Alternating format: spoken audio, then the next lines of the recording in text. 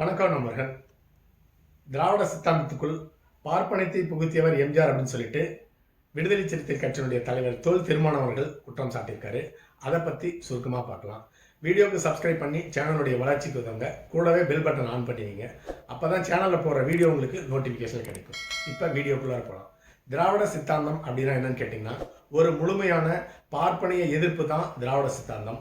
அந்த சித்தாந்தத்திற்குள் ஒரு பார்ப்பன பெண்ணியை கொண்டு வந்தவர் தான் எம்ஜிஆர்னு சொல்லிட்டு விடுதலை சிறுத்தை கட்சியினுடைய தலைவர் திருமாவளவன் அவர்கள் குற்றம் சாட்டியிருக்கின்றார்.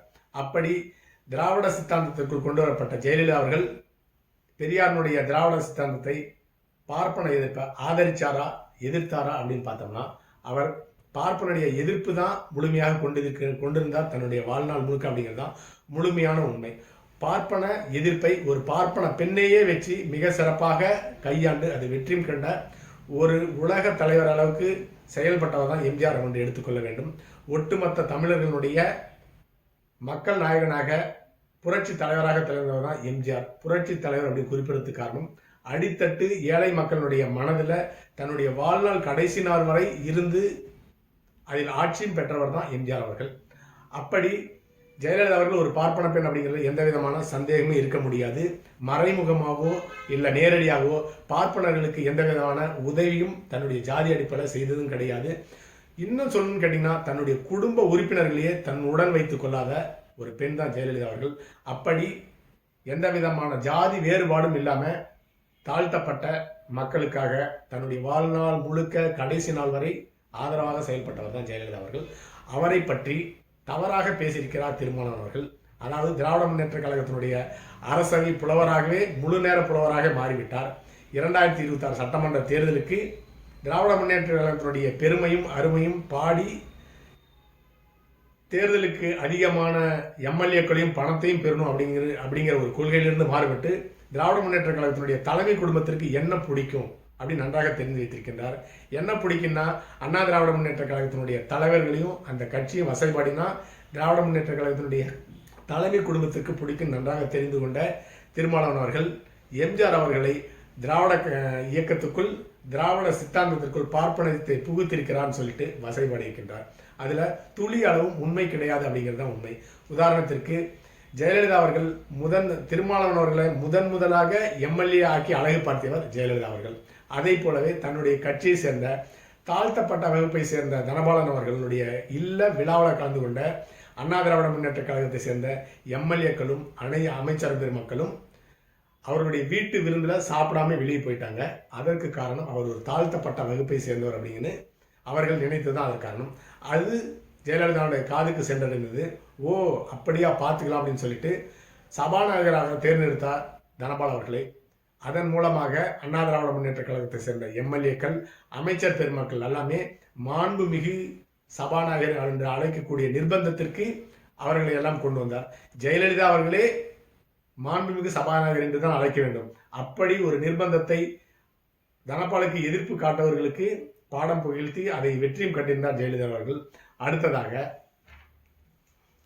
ஜெயலலிதா அவர்களுடைய அண்ணா திராவிட முன்னேற்ற கழகத்தினுடைய ஆட்சியில ஜெயலலிதாவுடைய சீலை கிழிக்கப்பட்டு அவமானப்படுத்தப்பட்டார். அன்று முதல் திராவிட முன்னேற்ற கழகத்தையும் திராவிட முன்னேற்ற கழகத்தினுடைய கலைஞர் அவர்களையும் தீய சக்தி என்று அழைத்து அதை போலவே திராவிட முன்னேற்ற கழகத்துக்கு ஊழலுக்கு எதிராக முழு நேரமாக செயல்பட்டவர் தான் ஜெயலலிதா அவர்கள். அது மட்டுமின்றி தலித்துக்களுக்கு என்று ஒரு தனி தொகுதியை உருவாக்கி சட்டம் கொண்டு வந்து அதில் தலித்துக்கள் மட்டுமே போட்டியிடணும்னு சொல்லிட்டு அவர்களை பெருமைப்படுத்தியவர் ஜெயலலிதா அவர்கள். அதே போலவே அண்ணா திராவிட முன்னேற்ற கழகத்தினுடைய ஆட்சியில் ஆணவ படுகொலை அப்படிங்கிறது கட்டுப்படுத்தப்பட்டிருக்கும். ஜாதி கட்சிகளும் தன்னுடைய கட்டுப்பாட்டில் வைத்திருப்பார். ஜெயலலிதாவை மீறி யாருமே ஜாதி கட்சிகள் செயல்படுத்த முடியாத நிலையில் தான் இருக்குது. சட்டம் ஒழுங்கு முழுமையாக அண்ணா திராவிட முன்னேற்ற கழகத்தினுடைய ஆட்சியில் கண்ட்ரோல் இருக்கும். அந்த கொலை செய்கிறவன் குண்டா இவங்க எல்லாமே அண்ணா திராவிட முன்னேற்ற கழகத்தினுடைய ஆட்சியில் அடக்கி தான் வாசிப்பாங்க. காவல்துறையில் லாக்அப் டெத் அப்படிங்கிறது மிக மிக சொற்பமான அளவில் நடந்து கொண்டிருக்கிறது. அதே போலவே திராவிட முன்னேற்ற கழகத்தினுடைய முக்கிய கொள்கை என்னன்னு கேட்டிங்கன்னா, கொலை, கொள்ளை, கடத்தல், ஆள் அபகரிப்பு, நிராகரிப்பு, ஆள் கடத்தல், இது எல்லாமே திராவிட முன்னேற்ற கழகத்தினுடைய சித்தாந்தமாக இருந்த காலகட்டத்தில் அண்ணா திராவிட முன்னேற்ற கழகம் ஆட்சிக்கு வந்துச்சுன்னா இதை எல்லாமே செய்கிற ஒரே ஒரு ரவுடியான்னு கேட்டிங்கன்னா அண்ணா திராவிட முன்னேற்ற கழகத்தில் ஜெயலலிதா மட்டுமே. ஜெயலலிதாவுடைய மீறி வட்டமோ மாவட்டமோ எம்எல்ஏ அமைச்சரோ யாருமே எந்த விதமான கட்ட பஞ்சாயத்தும் செய்து விட முடியாது. அது செய்யணும்னா ஜெயலலிதா மட்டும்தான் செய்வார். அவர் மட்டுமே ரவுடி. அப்படி ஒட்டுமொத்தமாக தன்னுடைய கட்சியையும் தன்னுடைய கட்சி சகாக்களையும் தன்னுடைய கட்டுப்பாட்டில் வைத்திருந்தவர் தான் ஜெயலலிதா அவர்கள். கருணாநிதிக்கு சிம்ம சொப்பனமாக திகழ்ந்தார் என்பதுதான் உண்மை. அதனால தான் நள்ளிரவுல கருணாநிதியை கைது செய்து அடித்து உதைத்து சிறையில் அடைத்தார். அப்படி கருணாநிதிக்கு சிம்ம சொப்பனமாக திகழ்ந்த ஜெயலலிதா அவர்களை விடுதலை சிறுத்தைகள் கட்சியினுடைய தலைவர் திருமாவளவன் அவர்கள் திராவிட சித்தாந்தத்தில் புகுந்த பார்ப்பன பெண் அப்படின்னு சொல்லியிருக்கிறாரு. அதற்கு காரணம் 2026 சட்டமன்ற தேர்தலை முன் மனதில் கொண்டுதான் அப்படி பேசியிருக்கிறாரு. அடுத்ததாக அரசு பள்ளியில் படிக்கிற மாணவ மாணவிகள் எல்லாமே தன்னுடைய வீட்டில இருந்து பள்ளிக்கூடத்திற்கு கிராமப்புறங்களில் 7 கிலோமீட்டர் கணக்கில் நடந்து பள்ளிக்கூடத்துக்கு போகணும். அதை உணர்ந்து கொண்ட அவர்களுடைய கஷ்டத்தை உணர்ந்து கொண்ட ஜெயலலிதா அவர்கள் சைக்கிள் கொடுத்து அந்த மாணவ மாணவிகளுக்கு உதவி செஞ்சிருக்காங்க. அடுத்ததாக அம்மா உணவகம். நகர்ப்புறங்களில் இருக்கிற அடித்தட்டு மக்கள், அதாவது குடும்பத்தால் கைவிடப்பட்ட வயதானவர்கள் எல்லாமே சூடான சுவையான சாப்பாடு சாப்பிடணும் அப்படிங்கிறதுக்காக அம்மா உணவகம்னு ஒரு திட்டத்தை கொண்டு வந்து அதன் மூலமாக 2 ரூபாய்க்கும் 5 ரூபாய்க்கும் சூடான சாப்பாடு கொடுத்து அவர்களுடைய வாழ்க்கையை அர்த்தமானதாக மாற்றியவர் ஜெயலலிதா அவர்கள். அடுத்ததாக தாலிக்கு தங்கம். கிராமப்புறத்தை சேர்ந்த ஏழை பெண்கள் எல்லாமே மிகவும் பிற்படுத்தப்பட்ட ஏழை பெண்கள் கல்யாணம் செய்யறதே பெரிய விஷயம். அந்த பெண்களுக்கு 1 பவுன் தங்க தாலி கொடுத்து சீதனமாக கொடுத்தாரு. அது மிகப்பெரிய ஒரு சாதனையாக கருதப்பட்டது. அடுத்ததாக ஆடு மாடு.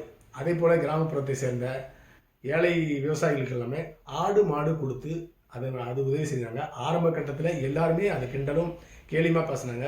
அது ஒரு மிகப்பெரிய ஒரு உதவியாக அந்த கிராமப்புற மக்களுக்கு இருந்தது. அடுத்ததாக லேப்டாப். அரசு பள்ளியில் படிக்கிற 11வது 12வது படிக்கிற மாணவர்கள் எல்லாமே கணினி அறிவில் தன்னுடைய எதிர்காலத்தை முன்னிட்டு அவங்களால லேப்டாப் வாங்க முடியாது. அதற்காக இலவசமாக குறைந்த ஜிபி இருக்கிற குறைந்த ஸ்டோரேஜ் இருக்கிற லேப்டாப் எல்லாம் வழங்கியிருந்தாங்க.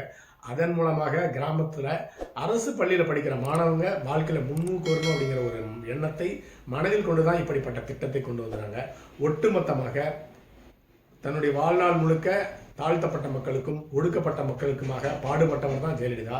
எந்த இடத்துலையுமே தான் ஒரு பார்ப்பனை பெண் அப்படிங்கிறத வெளிப்படுத்தவும் இல்லை, காட்டிக்கொள்ளவுமே இல்லை அப்படிங்கிறது தான் உண்மை.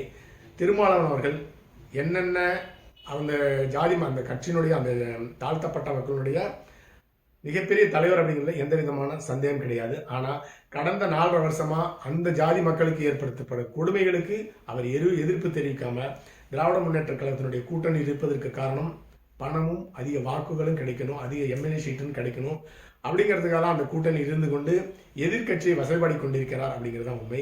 அடுத்த பதிவில் சந்திக்கலாம்.